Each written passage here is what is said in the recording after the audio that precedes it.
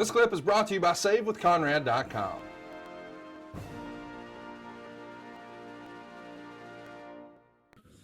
Right or wrong, Shawn has been criticized over the years for occasionally going a little too long.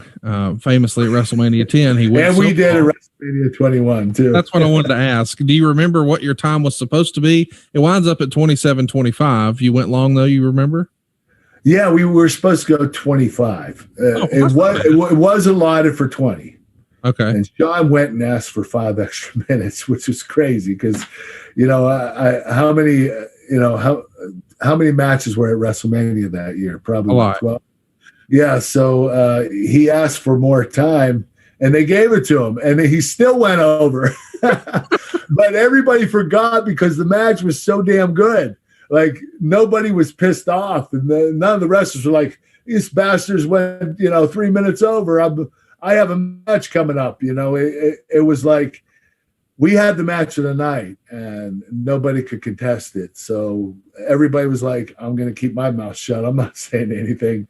So, Shawn just took the liberty of, going over a little bit. He knew it wasn't over much, but Shawn did have a little bit of a reputation of taking up some time, but Shawn was the best. He always knew exactly when he was going to finish. Yeah. He had a knack for time like nobody. In other words, on Raw or SmackDown, if he had a segment and he had to be done in 10 minutes, he was done in 10 minutes exactly. Yeah. Whether it was a promo or a match, he had a knack for time, not even looking at a watch. He just knew, and the ref would cue him, but he would know when the 10 minutes was up, and he would finish at that time.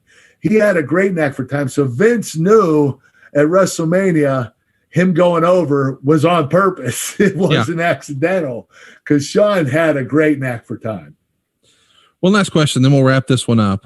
We got lots of questions that were similar to this. Liam wants to know, out of all the people you've wrestled in your career, who comes closest as an in-ring performer to Shawn Michaels?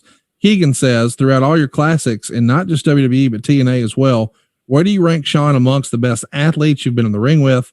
I ask because AJ Styles and Shawn Michaels have often been compared. Would you deem Styles the same rare breed and special talent that you do Shawn Michaels?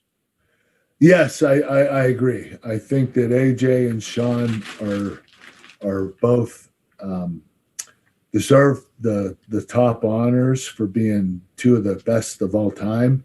AJ, not being so much in the WWE all these years, but what he was able to produce in TNA and what he's been able to produce in WWE gives him the right to be up there.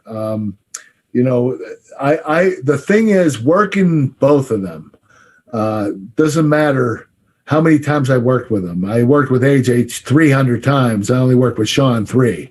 Right. But they just they made you look better than you are. And when you wrestled them, you had the night off.